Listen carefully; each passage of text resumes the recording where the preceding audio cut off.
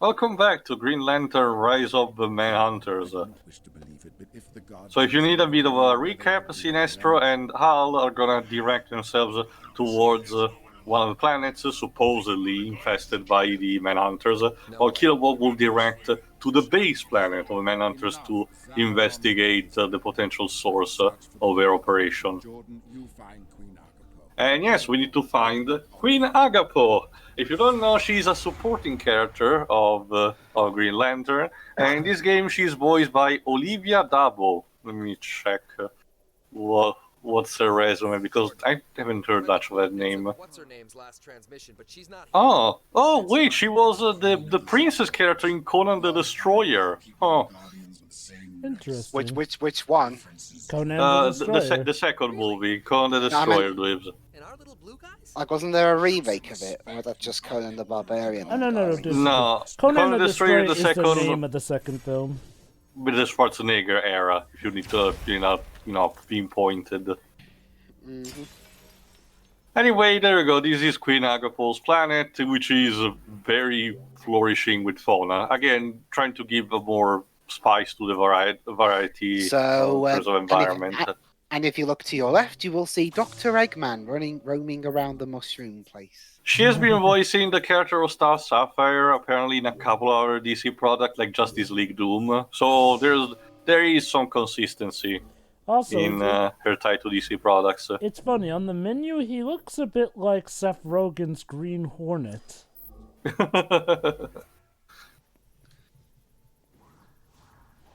I think I haven't talked about this. Yes, you also have a dash move, but it's very pathetic.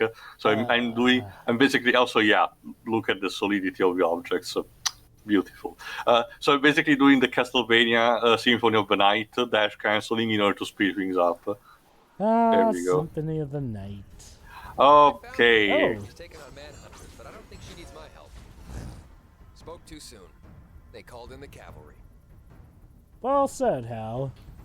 Okay, I swear, half the time it sounds like Ryan Reynolds is narrating an advert. Yeah, he's just reading the line. Has Ryan Reynolds done any kind of audiobook? Any? Not necessarily to the title, this, just any kind of audiobook. Not to don't my know, knowledge.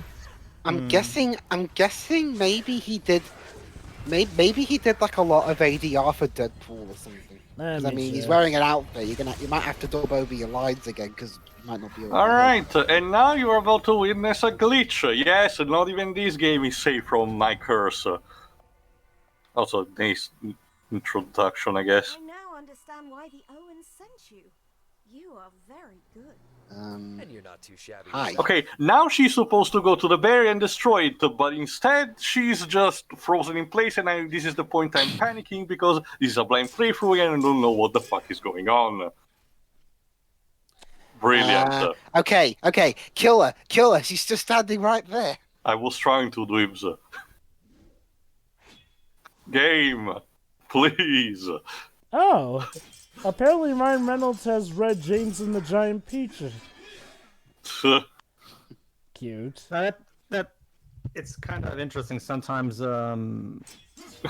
sometimes celebrities like to. Was that a tweet he made or something? Yeah, basically. Sorry? Was that a tweet he made?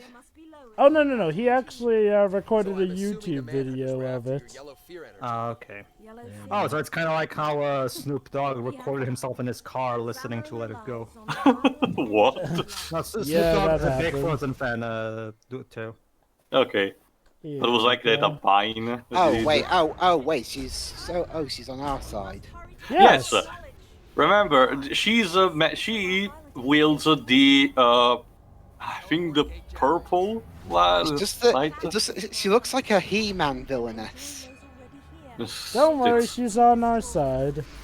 Yes. The violet power of the Sapphire power battery. There we go. The specifically the energy of love. Even though I don't think it's exactly like that in the comic. I honestly don't remember much of her character in the comic, to be honest. Her role is relatively minor, but to be fair, I props to the game to actually bother to introducing one of the comic characters in a more elegant way instead of just dumping there and pretending Hal already knows her. Mm-hmm. Alright, let's see what I can get. Hey, you think they'll include avarice in this game too? No, sadly, no LAR, please, Jova. No, not even like, not even the red lanterns. The only color lantern that you see, there you go, are the Star Sapphire, the Green Lantern Corps, and the Manhunters using the yellow light. That's it. The closest you get is the Hope light blue. That is your health bar, basically. It's just a passing mention. Cute. And yeah, basically, for now, it's basically like this. You have to travel with Queen Aga'po and destroy the teleporting rays of the Manhunters. I'm curious, T. I'm curious, yes, T. Which Lantern Corps do you think you fit the most in? Like I already said, Drova, the one that I prefer the most. Orange? The orange, the Agent Orange, yes. Yeah. Is there a Black Lantern Corps? Oh, yes! But like I mentioned this, I think, in the second part, but basically, it represents death. It's similar to how the white lantern represents the combined effort of all the spectrum of the lantern corps. The black one is their polar opposite, their complete absence, which Alan Moore prophesied this in a sort of, in a sort of a rhyme poem that he did for one of the Green Lantern story that he did. And he prophesied about the event of the Blackest Night that will happen when all the Lantern Corps will wage war to each other. So this is pretty much like Captain Scarlet. A whole bunch of multicolored people wearing different colors, led by a guy in white. To be fair, the White Lantern is an emergency program and never manifests aside from very, very big crisis emergencies. So plus, Green Lantern predated Captain Scarlet by like 26 years. I don't think. I honestly don't think. Joe, remind me again. Is White Lantern manifested in the DC universe official line after the official Blackest Night? Because there was the one crossover event between Green Lantern and the Kelvin timeline Star Trek. Yes, that was a thing, but it was an Elseworld story. I don't think it happened in neither in the New 52 nor in the Rebirth universe. Kelvin timeline, is that the Abrams verse? Yes, Trek is referredly, call it that to make things easier. All right, time for a new construct because some enemies should projectiles, so Hal needs to find a way to counter them. So what's better to do than a baseball bat, a very big one. Nice. Of course. Speak softly, to be honest, carry a big stick. It's a pretty good way to counterattack. It's your standard beat 'em up / hack and slash way to counter projectiles, similar to the Golden Fleece in God of War 2 and 3. There we go, that. It's kind of like how Tony Stark said in the first Iron Man movie, where, like, according to my dad, peace means having a bigger stick than the other guy's stick.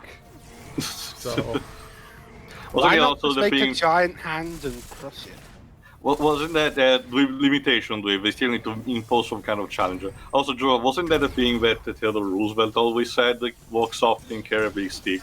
Yeah, Theodore Roosevelt.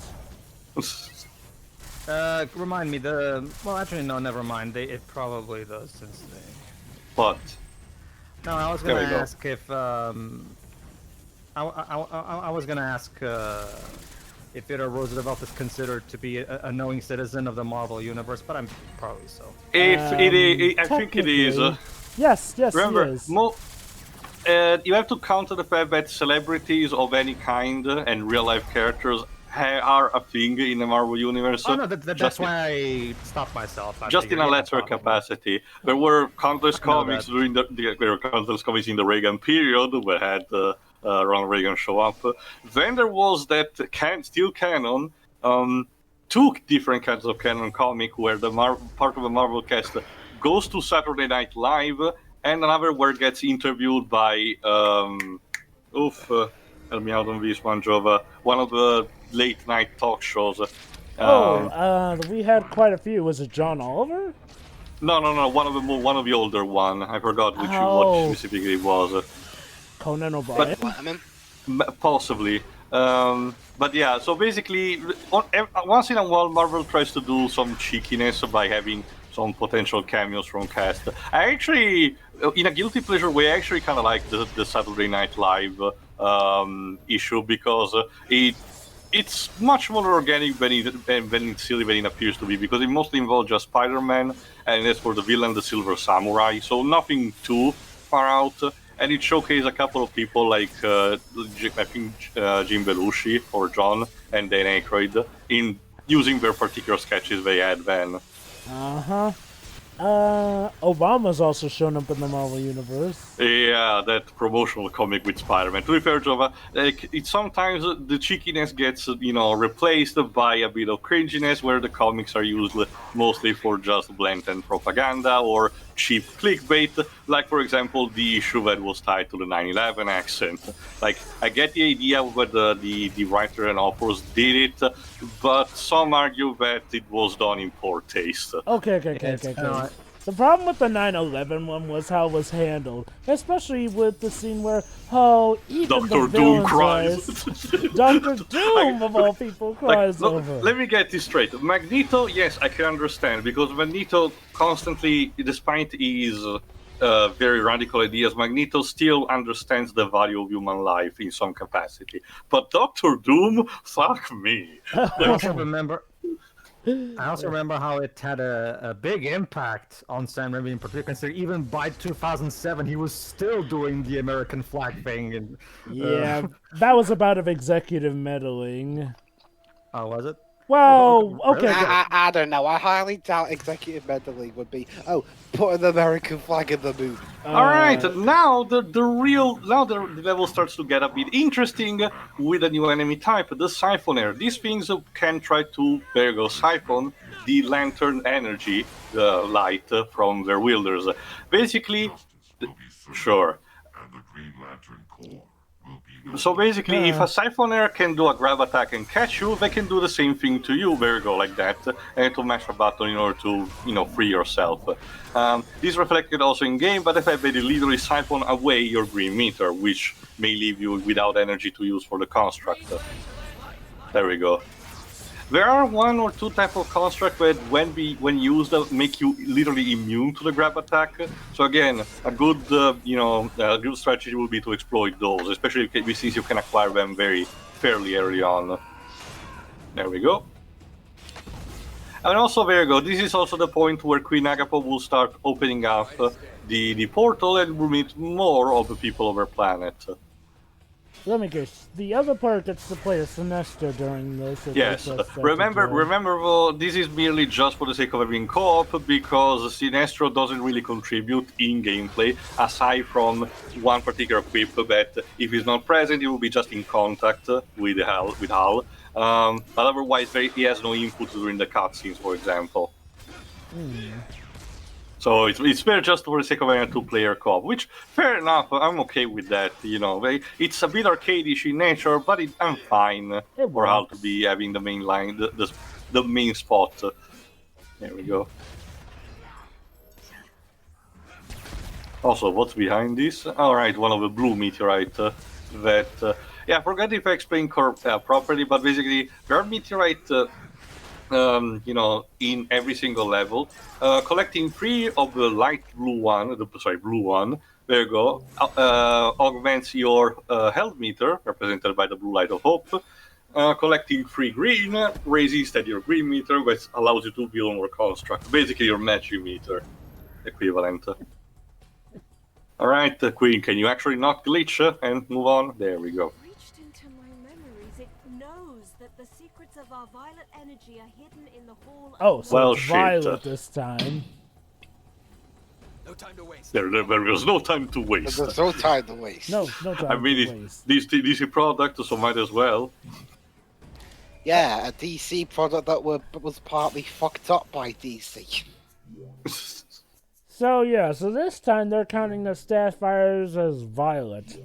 Star Sapphire. What's usually their colors? Let me check just pink. To be sure. It tends to vary between pink, purple, violet, or... Star Sapphire color. Well, the shade that seems to be consistent. It's just the way they're naming it. Which tells me if the Manhunters are gonna attack. No shit. What? Once they possess your mind, they can control you forever. Guess what's gonna happen? I wonder. Get inside. I'll try to hold it Let me check if there's a. There you go. Wendy Lee voices the Zamaron soldiers. Of course. And which will be your main enemy for this set of levels. Goody. Wow, they didn't take long brainwashing them. Here they come already. They literally introduced this plot point only to use it immediately. But don't worry, Jova. Don't worry, Jova. They'll live. They'll live while we shoot them down. Sure. When Queen Aga'po... There you go, Jova. They didn't die. We were transported back to the core battery, so we will be fine. There you go. But remember, Jova, it was Queen Aga'po that told us, and for now she's safe. So you can imagine what's gonna happen. In the wild words of Mickey Mouse, it's a surprise tool that will help us later. There you go. Thankfully, you can also fight the snake type of enemy as a boss, which it's fair enough. It has a nice, challenging moveset. Although it has that kind of magical abilities, but when it goes back, the floor gets fixed immediately. He's a kind worm who will fix his mess. Ow. Yeah, basically, one ideal strategy between we to spam bombs like that, and they will be very effective. So it's the Kingdom Hearts Birth by Sleep methodology. Wasn't it 3D that allows you to use the balloon spell? That instead helps you with that. Both games have variants on the bombs, but no, yeah, the Birth by Sleep I think it has the mine spell, but not necessarily a bomb, but more mines. Mines are considered a form of bomb. There we go. Okay. Yeah, but the balloons definitely are the ones that basically you can use to easily defeat the super boss of the game. Except for Julius. I don't know. Actually, I don't know. I mean, even with the balloons, Julius can cheese a death out of you. Well, Jova, here's what I recommend you do. Go check YouTube and search for sort of like a defeating Julius easy way or something along those lines. You'll find just do what those videos do. And remember, play copious amounts of Pet Simulator with your Dream Eaters. While having to deal with that godforsaken drop gauge timer. Seriously, who the hell even thought of that? People who need to play. Remember, Jova, if there's one thing that it seems to be consistent. Hold on. Green Lantern of Sector 2814. Be aware this pathway is barred. You must find Well, there is an upgrade at least, so thank you for that. Great. Where's a GPS when I need one? Well, I don't think we know what a GPS is.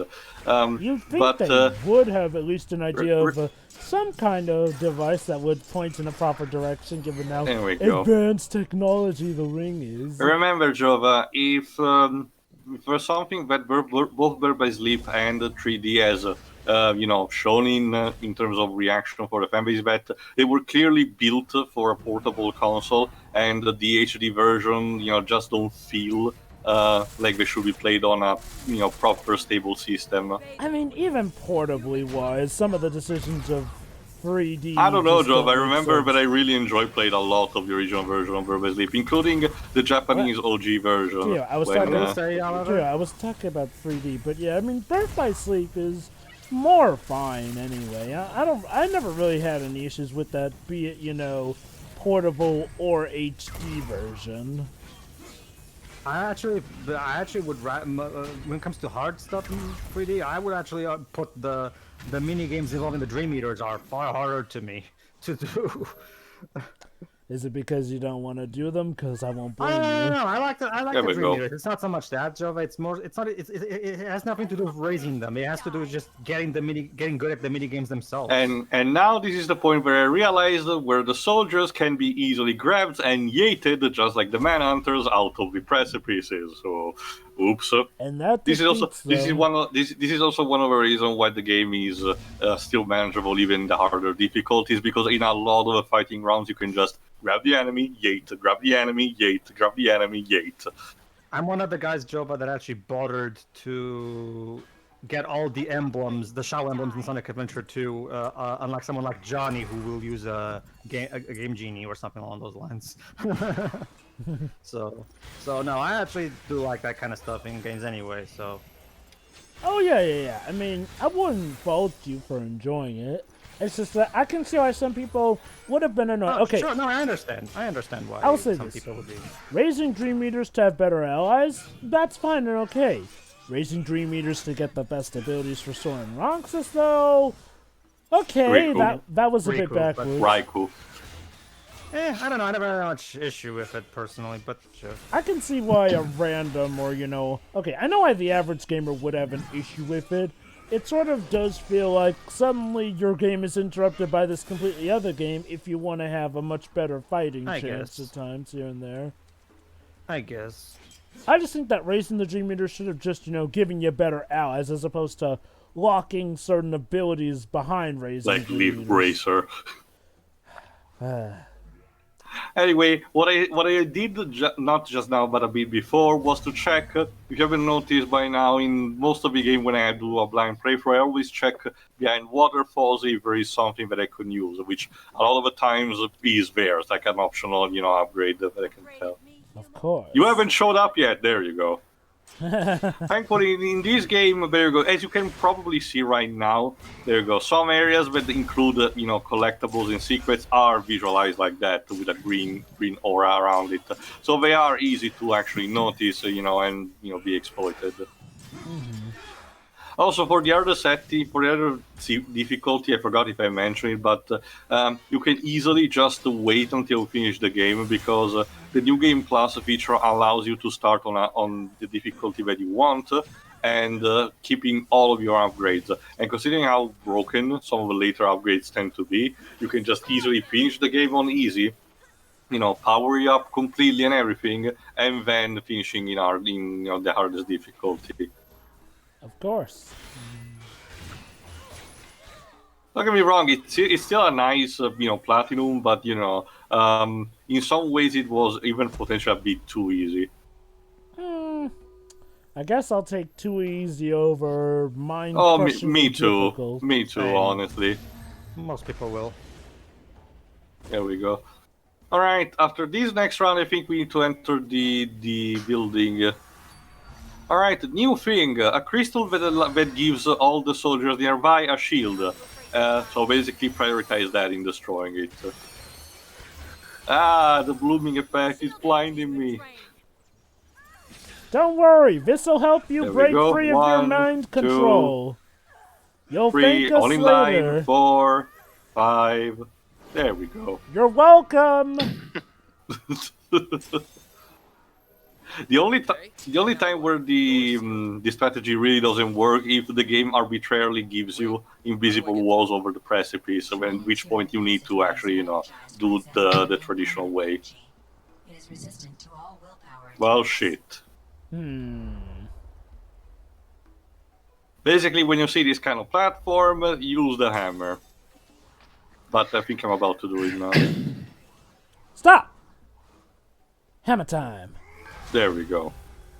Then you need to play one particular set of puzzles. Like, for example, in this case, you need to light both flames at the same time. There you go. For another one, you will need to move the corresponding, arrows in a particular order. Anyway, this bit will go on for a bit long, so as you will see in a minute, I will actually speed up. We're not gonna make it. Let's speed up. Yeah. Also, there you go. There are some projectiles we need to counter. Here we go. The area is relatively easy because you can still also, push them potentially into the bottomless pit, but some enemies carry shield, so you need to destroy those first. And after each round, you need to, there you go, solve the puzzle. For example, there we go. These are relatively easy, I'm usually good at these. Then press the button. Sorry? Sorry, I was just marveling at the fact that you chose a honeybee track for this. The exterior version, which is a little more similar to the original. Let me guess, because it's Hal taking on a bunch of ladies. In a closed space, yes. Brilliant.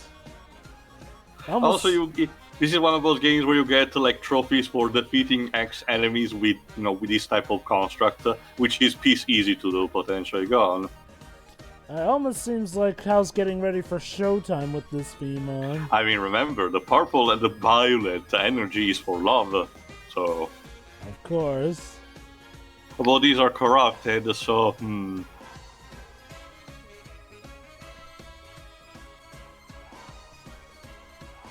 All right. So what's this song? The Honeybee Next Year from the 7 remake, Dweebs. I don't think I caught that one. It's played Then again, usually. I didn't go for that route in our plan. No, it's here. It's audible when you stay at the in front of the Honeybee Inn without entering. It's usually played through a speaker. So That's because it's it's the closer to the original, like the actual song that they did for the Cloud Dance. There we go, and now can just toss them again into the bottomless pit. I think there might be actually a trophy attached to it. Let me check just to be sure. There we go. I only need to perform the puzzle one last time with all 4 quadrants this time, and I should be good to go. I don't know if it's just dumb luck or the fact that, I have like a 6th sense for it, but I'm usually really good at this type of puzzles where, you have to move one quadrant, but the other moves in other direction, so you need to figure the correct combination. Well, no, it's all these puzzles are all about figuring out how these things work and like what works. Like for example, Joe will remember that there's a similar one when you enter Final Egg in Adventure 1, where you have to understand, okay, this particular pad affects all the other ones around it, so I have to take that into account when I do it. It's all about realizing the patterns and figuring out a way to actually properly activate them all. So it's a classic puzzle in games, I mean. Yeah.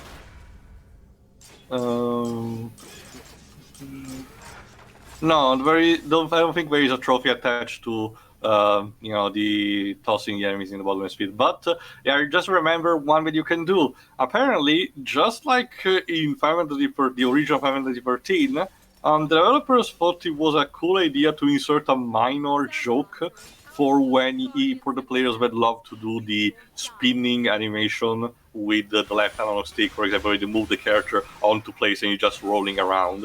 In Final Fantasy 13, you just see the character stopping after a while and, being very annoyed by the action. In here, Hal actually gets dizzy for it, and if you do it 5 times, you get a trophy. Weird. Interesting extra bit. I don't even know why they put it there. Like, it was probably just someone in Double Helix that thought it was funny. Also, where did the music go? That's the problem. Sometimes the game has decent music, but other times it really doesn't, and it's just too quiet for it. What is this? For Jim 3D or something? But Pedro, does it have that kind of problem? Yeah, I heard the PC version has no music. Well, that's the thing, Dwebs. It does, but it doesn't play. Well, okay, no, it's not. Actually, it has been handled with fan patches, but yeah, no, but.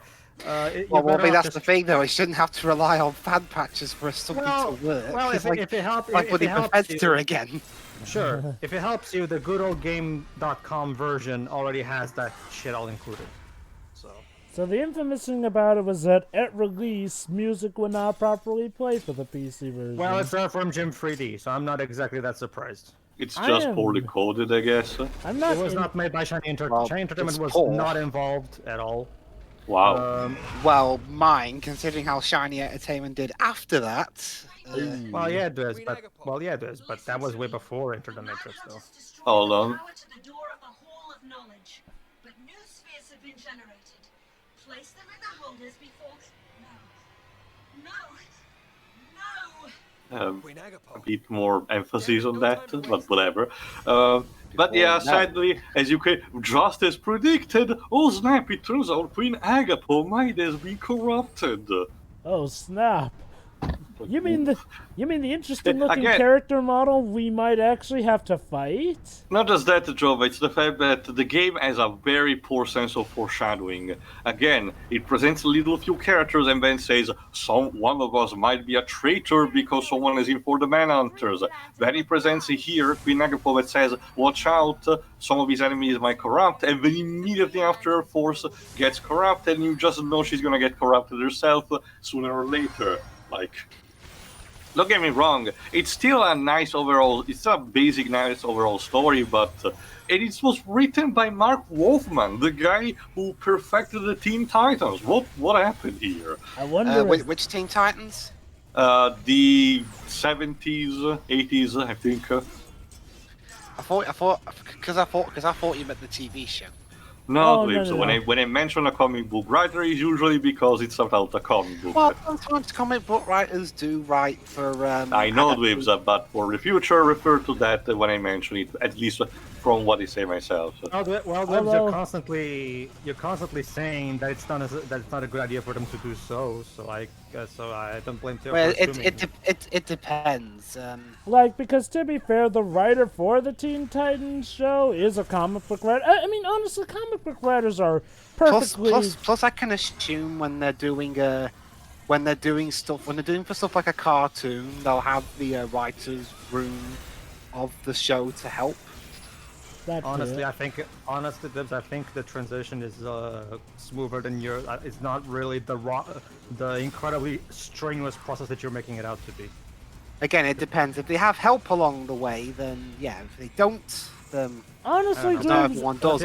Honestly, Dibs, even to do it. Yeah, I mean, honestly, Dibs, with that mentality, well, then film writers should never do a TV show. Yeah, exactly. With that kind of pessimism, we would never get shit done. Really. It all depends. Major writer for the new Teen Titans in the 1980, along with the legendary George Perez for the artwork. George Perez. The guy who, when you ask it just to do a photo group, it will make the entire school appear in the picture in some kind of fashion because it's just that good. I know, right? He was just standing there for a bit. Boop. He was charging the attack, Joe.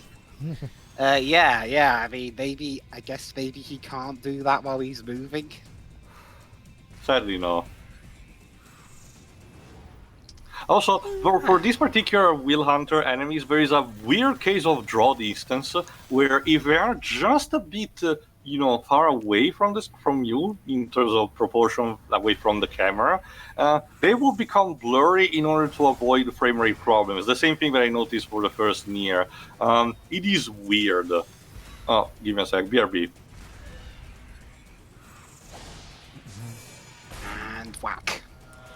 Ooh. Well, all right. It's like I said earlier. It all depends on who the writer is. Sometimes they can adapt and do multiple mediums. Other times, it's definitely something that works more often than it doesn't. Newsflash: some people can do it, other people can't do it. Well, no crap. Moving down the hallway now. Oh, what a lovely view. Of the city being destroyed. Yeah, how lovely. Always relative in game terms. That's like saying, right. "Oh, what a lovely view of this mountain being on fire." Sometimes there is some beauty in disaster, I guess. But what if I'm on the mountain? I won't feel. Oh, it's so pretty, and I'm on fire. I will make sure to remember you in my thoughts. Exactly. We will immortalize you with the painting. What? Yes, me being on fire, screaming while you're just standing there painting me? No. If it's any consolation, we won't paint you in pain. Therefore, you will seem as though. Well, here's an idea. Immortalize me by putting me out. I thought you were gonna say making a middle finger. No, here's what you do, Webs. Win Mortal Kombat, and then ask the other gods to make you another god as well. That way you'll be murdered. There you go. Huh. Poor Queen Aga'po. And this is a shit boss fight because she constantly uses that kind of move where it's an area of attack, that can immobilize you completely potentially, and she gets a lot of invincibility frames for pretty much each of her attack. So actually attacking her properly is kind of not exactly super easy. The figure.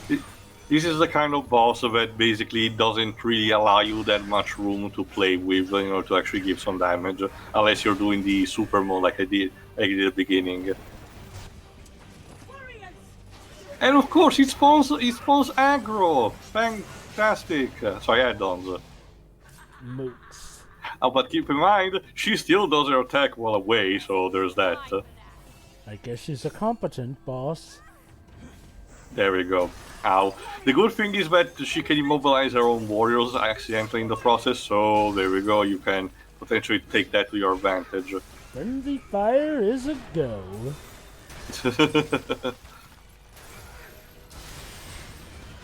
I actually don't remember, I don't think the co-op is split screen for this game, but instead it's the kind of one like Super Mario 3D World where it just pans away. Sorry, the areas are not big enough, so we can easily accommodate like that. And yes, this is one area that, thanks to that 2 centimeters of a balcony, I can't toss away the add-ons outside of the range. Oh, Beautiful. don't you see? She came prepared just in case. Damn it! A smaller fence for a balcony, my one weakness. Precisely. How dastardly. Next, she'll put up a tiny little hole that you cannot bypass for whatever reason.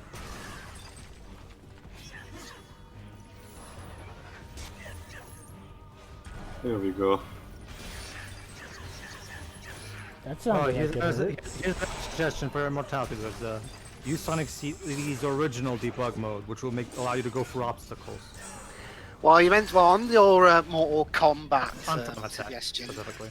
On your Mortal Kombat suggestion, I've actually got an idea. Oh. Wish for the elder gods to go fuck themselves.